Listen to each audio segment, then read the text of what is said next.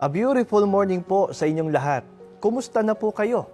Sana ay laging nasa maayos po kayong kalagayan.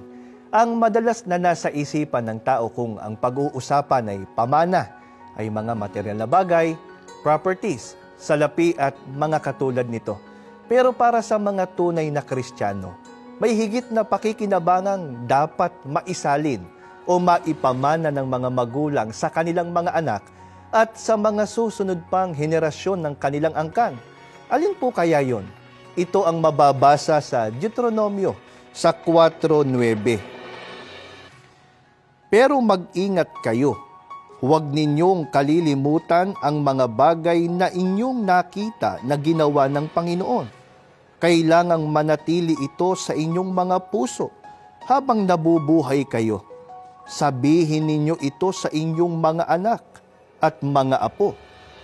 Yan ang pinagsisikapan ng mga kinikilalang hinirang ng Panginoong Diyos, ang maipakilala at maipaunawa ng mga magulang sa kanilang mga anak ang mga nakita nilang ginawa ng Diyos sa kanilang buhay, ang kabutihan, pagmamahal, at pagmamalasakit ng Diyos para sa kanyang mga hinirang.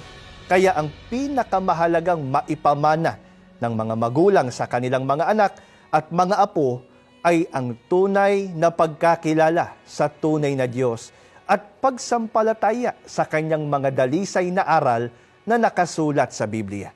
Have a safe day po, everyone.